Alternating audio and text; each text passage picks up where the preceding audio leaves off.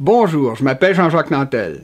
De nos jours, il y a à peu près personne qui comprend vraiment comment ça marche le monde de la finance. Et ça n'a rien d'étonnant étant donné que les financiers s'arrangent pour tout compliquer de façon à ce que même les gouvernements n'arrivent pas à comprendre ce qu'ils font exactement. Leur tripotage dure depuis tellement longtemps, ils sont tellement efficaces que selon un rapport d'Oxfam, 85 personnes posséderaient aujourd'hui autant que la moitié la plus pauvre de l'humanité. Adam Smith, le grand théoricien du capitalisme, disait que la main invisible du marché finissait toujours par corriger les défauts du système. Eh bien, dans la vraie vie, sa main invisible du marché a été remplacée par les mains bien réelles de financiers et de spéculateurs qui s'enrichissent en volant plutôt qu'en produisant quelque chose d'utile. Si c'est vrai que des génies particulièrement créatifs comme Bill Gates ou Elon Musk ont pu produire 10 ou 20% de tout ce qu'ils possèdent, il est bien évident que ce n'est pas le cas de la majorité des 85 milliardaires dont on vient de parler, surtout ceux qui ont hérité de leur fortune. Ce sont bien sûr les défauts du système capitaliste qui sont responsables de pareils déséquilibres. Parmi ces défauts-là, il y a le fait que tout y a été conçu pour fonctionner en fonction du court terme.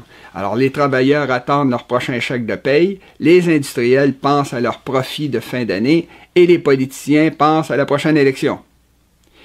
Penser à court terme comme ça pouvait être utile à l'époque de la révolution industrielle parce que ça permettait à tout le monde de s'adapter rapidement à des changements qui n'arrêtaient pas de se succéder.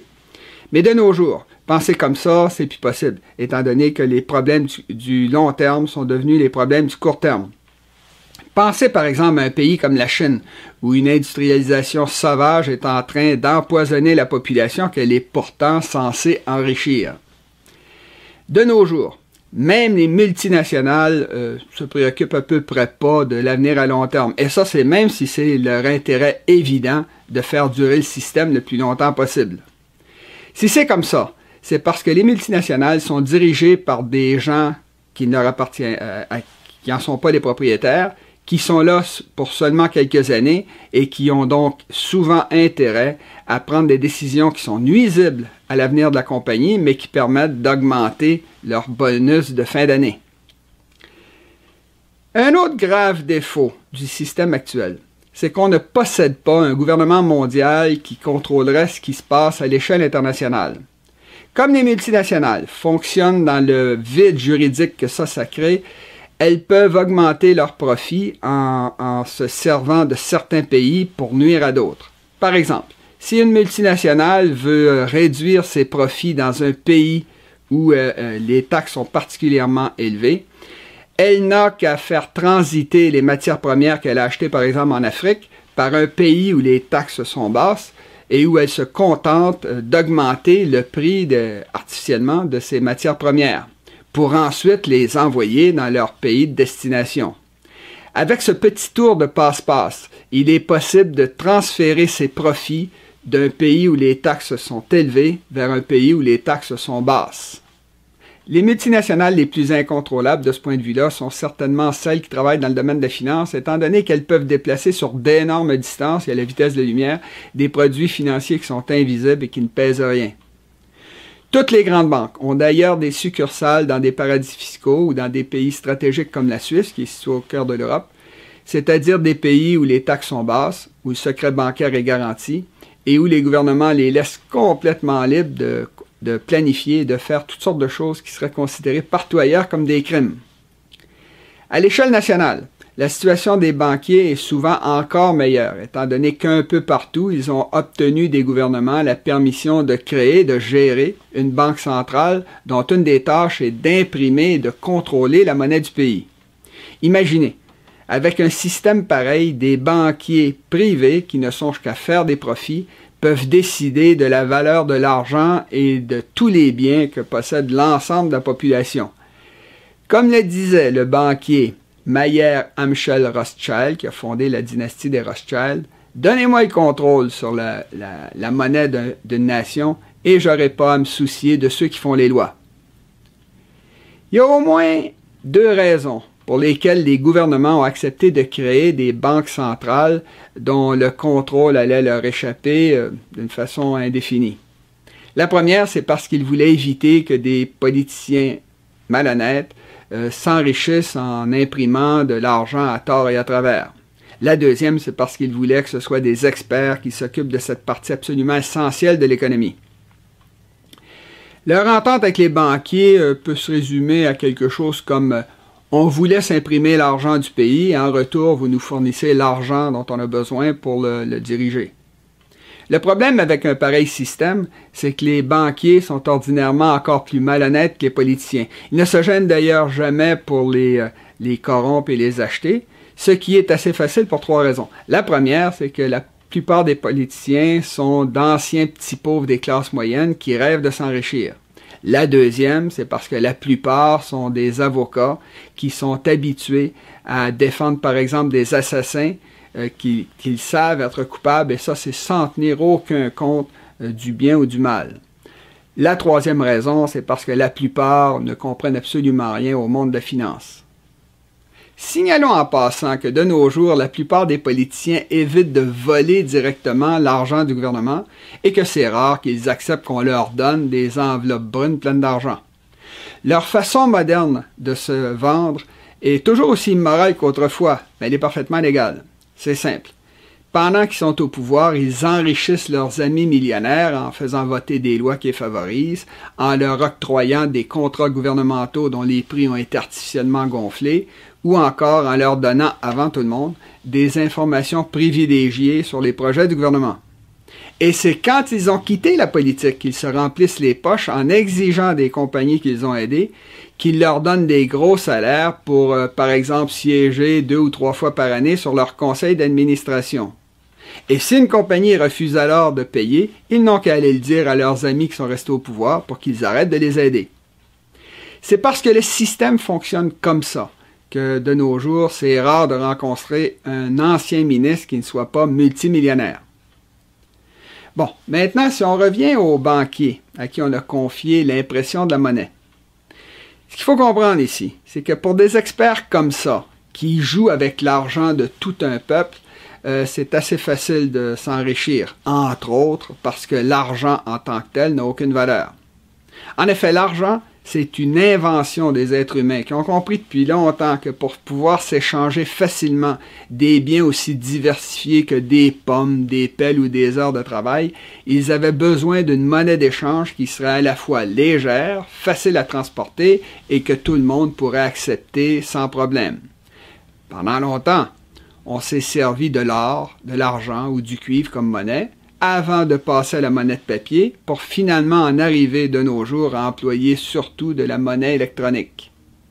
Aujourd'hui, il n'y a seulement que 3% des achats qui sont payés avec de l'argent en papier ou en métal. Tout le reste, c'est-à-dire 97% des achats, sont payés avec des chèques, des virements bancaires, des cartes de crédit ou d'autres systèmes du même genre.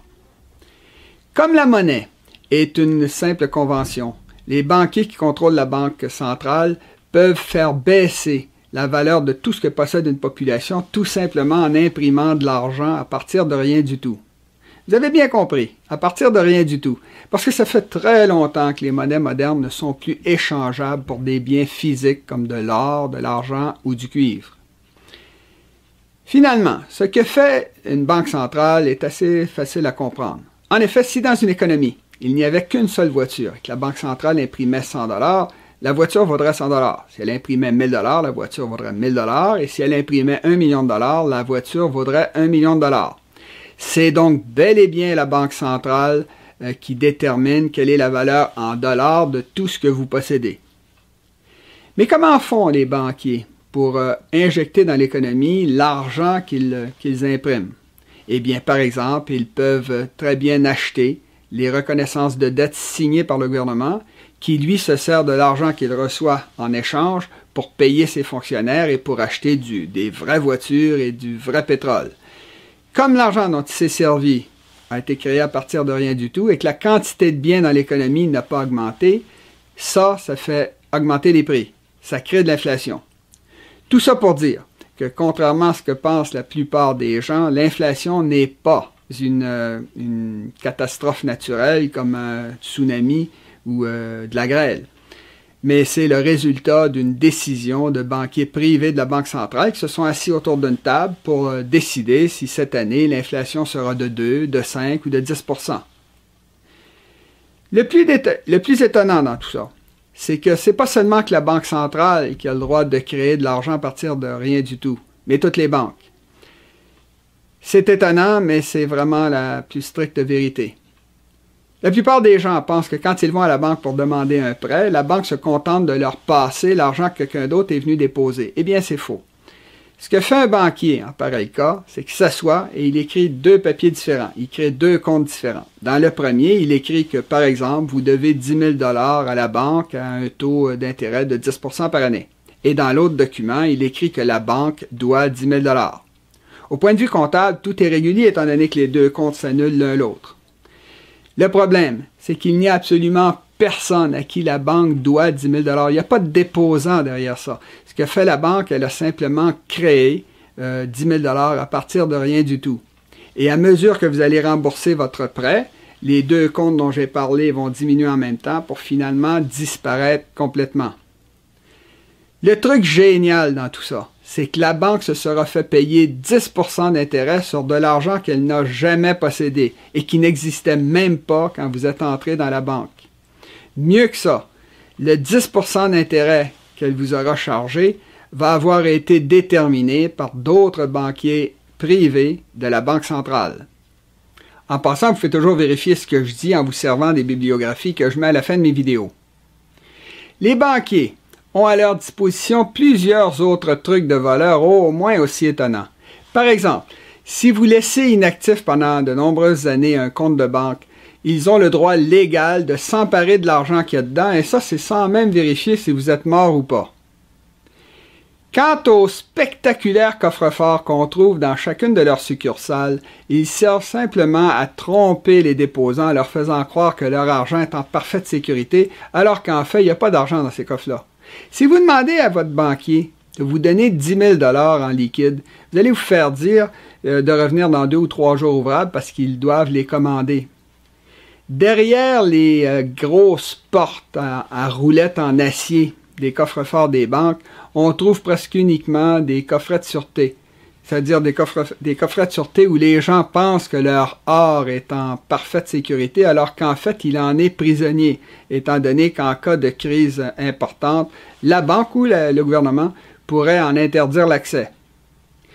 Évidemment, les banquiers n'ont pas intérêt à ce que la population sache tout ça. Pour eux, l'important, c'est de créer la confiance et de maintenir la stabilité économique du pays de façon à ce qu'ils puissent grignoter vos épargnes par petites bouchées, mais pendant très longtemps. Or, la meilleure façon de faire ça, c'est d'immobiliser votre argent dans des produits financiers à très long terme, comme des contrats d'hypothèque, des REER, des dépôts à terme ou des régimes d'épargne-études d'où il est ordinairement très difficile et très long de retirer son argent. Pour les banques, comme pour le gouvernement, le fait d'immobiliser comme ça votre argent a l'immense avantage de créer des cibles qui pourront être dévalisées en cas de crise importante. Or, justement, depuis 2007-2008, nous nous débattons avec une de ces crises majeures. À l'origine, la présente crise a été causée par le déménagement de beaucoup d'usines occidentales vers des pays où les salaires étaient très bas, comme la Chine ou l'Inde. Pour relancer l'économie américaine, le gouvernement de George W. Bush en 2002 a décidé de subventionner massivement la construction résidentielle en se disant que c'était une des rares industries qui ne pouvait pas être déménagée à l'extérieur des États-Unis. Comme l'économie allait déjà mal, la Banque centrale américaine avait déjà réduit ses taux d'intérêt, ce qui allait permettre à une foule de pauvres de s'acheter des maisons sans avoir les revenus pour en payer l'hypothèque si jamais les taux d'intérêt remontaient. Comme les banques américaines savaient que ces hypothèques-là étaient extrêmement dangereuses, elles les ont cachées dans des produits financiers extrêmement compliqués qu'elles ont ensuite vendus un peu partout à travers le monde. Et c'est quand les taux d'intérêt ont fini par remonter que beaucoup de pauvres aux États-Unis ont été obligés de redonner leur maison à la banque, ce qui a cassé le système et lancé la crise de 2008. Plutôt que de laisser les banques faire faillite, comme elles l'auraient mérité, les politiciens dans une foule de pays ont plutôt décidé de payer une partie de leurs dettes en leur donnant des centaines de milliards de dollars d'argent public. Alors au Canada, par exemple, en 2008, 114 milliards de dollars ont été donnés aux banques canadiennes. Parce que la plupart des responsables de la crise de 2008 n'ont pas été punis, les banques, après la crise, ont recommencé à faire exactement ce qu'elles faisaient auparavant, en se disant que si jamais la crise reprenait, les gouvernements reviendraient pour les sauver. Autrement dit, ces gens-là s'attendent à pouvoir garder tous leurs profits pour eux-mêmes et à ce que nous, les contribuables, on prenne leurs pertes. Il faut dire que les gouvernements et les banques centrales n'ont pas non plus changé leur façon de faire depuis la crise de 2008. Parce qu'ils se souviennent de la crise des années 1930 et qu'ils ont peur qu'elle se reproduise, les banques centrales ont maintenu leur politique de bas taux d'intérêt et ont continué à imprimer de l'argent pour acheter les nouvelles dettes des gouvernements, ce qui bien sûr a créé de l'inflation, mais pas dans les magasins. Si ça s'est produit comme ça, c'est parce que ça coûtait tellement pas cher d'emprunter de l'argent qu'une grande partie de la population s'est mise à consommer à crédit, mais sans produire, ce qui a créé plusieurs bulles d'endettement privé. Aux États-Unis, par exemple, on trouve désormais une bulle des prêts automobiles, une bulle de l'endettement par carte de crédit et même une bulle des prêts étudiants qui, en 2016, avait dépassé 1400 milliards de dollars. Quant aux spéculateurs, ils ont investi l'argent pas cher qu'ils avaient emprunté là où les profits étaient les plus importants. C'est ça qui a créé l'immense bulle boursière qui a fait passer entre 2010 et 2017 l'indice Dow Jones de 11 000 à 21 000. En fait, la situation est encore pire que ça, si on tient compte de la bulle de ce que les spécialistes appellent des produits dérivés. Les produits dérivés, ce sont des genres de paris que font les spéculateurs sur la valeur future de biens aussi différents que le blé, le pétrole ou le dollar américain. Eh bien, la valeur totale de tous les produits dérivés qui existent présentement sur les marchés financiers est plus que 7 fois plus grande que la valeur de tout ce qui est produit en une année sur la planète. Ça donne une idée de l'immense casino que sont devenus les marchés financiers de nos jours. La situation est d'autant plus incontrôlable qu'il existe présentement ce qu'on appelle des traders haute fréquence, c'est-à-dire des gens qui utilisent des programmes informatiques pour acheter et revendre avec profit d'immenses quantités de produits dérivés en quelques centièmes de seconde, voire beaucoup moins. Tout ça pour dire qu'il est devenu extrêmement dangereux de s'aventurer sur les marchés financiers quand on ne bénéficie pas d'informations privilégiées comme celles qu'achètent les supposés génies de la finance. Une autre immense bulle qui pourrait bientôt éclater, c'est celle des dettes nationales qui sont devenues tellement hors contrôle que la plupart des gouvernements ne pourraient même pas en payer les intérêts si les taux d'intérêt remontaient à seulement 5 ou 6 %. Comme les politiciens savent qu'ils ne pourront pas aider une deuxième fois les banques avec un tel endettement, ils ont passé un peu partout des lois qui, lors de la prochaine crise économique, vont permettre aux banques de voler les dépôts de leurs déposants. Ça s'appelle des bail-in. Pour ne pas effrayer les déposants, justement, le gouvernement canadien, après avoir passé sa loi sur les bail-in, s'est empressé de déclarer que cette loi-là allait permettre de protéger l'argent des contribuables et que dans tous les cas, l'argent des déposants ne serait pas touché. Il a même ajouté qu'au Canada, les dépôts bancaires étaient garantis jusqu'à concurrence de 100 000 $ par la Société d'assurance dépôt du Canada. Eh bien, ça, c'est faux. Parce que comme vous pouvez le voir avec la bibliographie que j'ai mis à la fin de la vidéo, en 2016, la Société d'assurance dépôt du Canada avait en réserve seulement 3,4 milliards de dollars pour garantir un total de 696 milliards de dollars de dépôts. Ça veut dire que le système actuel a été conçu pour fonctionner en situation normale, c'est-à-dire quand il y a peu de réclamations, et qu'en cas de grave crise économique, très peu de gens vont être remboursés, étant donné que les caisses de la Société d'assurance dépôt seront vides. Autrement dit, lors de la prochaine crise, le gouvernement fédéral va sauver les banques en leur permettant de voler vos dépôts. Et c'est seulement après qu'il va intervenir massivement avec l'argent des contribuables. Or, comme c'est vous, les contribuables, ça veut dire que ce que vous n'aurez pas payé avec votre poche gauche, vous allez le payer avec votre poche droite. Autre chose, pour obliger les citoyens à faire passer tout leur argent par les banques, où ce sera plus facile de le voler lors de la prochaine crise, beaucoup de gouvernements jonglent présentement avec l'idée d'interdire complètement l'argent en papier. Ça se fait, ça, d'éliminer de l'argent liquide, étant donné qu'en 2016, l'Inde et le Venezuela ont déclaré brutalement, du jour au lendemain, que les plus gros billets de banque dont se servaient leurs citoyens n'avaient plus aucune valeur. Toujours dans le but de voler, les banquiers et les politiciens, quand une crise commence, font ordinairement les trois choses suivantes. Premièrement, ils se dépêchent d'avertir leurs parents et amis pour qu'ils mettent leur argent en sécurité. Deuxièmement, quand la population a compris ce qui se passait et qu'elle se précipite dans les banques pour essayer de récupérer son argent, le gouvernement passe un décret pour interdire, par exemple, que la population puisse retirer plus que 100 $ par jour de ses comptes de banque. C'est ce qu'a fait le gouvernement argentin en 2002. Troisièmement, le gouvernement fait ce qu'a fait le président Franklin Delano Roosevelt en 1933 et il interdit aux citoyens de posséder de l'or parce que dans une crise économique, l'or physique a tendance à prendre de la valeur plutôt que d'en perdre. Quand tout ça a été fait, le gouvernement et les banquiers n'ont qu'à attendre que l'inflation réduise à presque rien la valeur de l'argent, des salaires, des pensions et des produits financiers à long terme où la population a investi ses économies.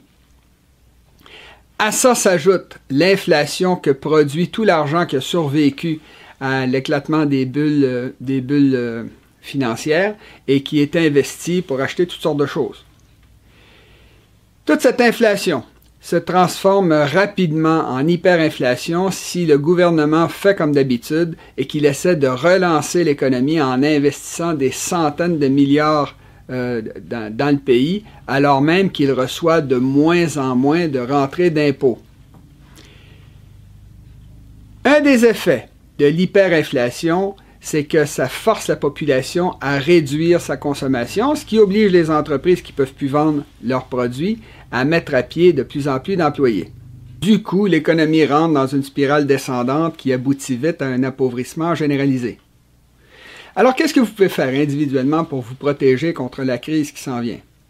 Premièrement, ne vous dépêchez surtout pas de prendre votre retraite anticipée, sauf si vous êtes certain de pouvoir continuer à travailler et si vous faites ça uniquement parce que vous ne voulez pas qu'on vous enlève le droit à une pension.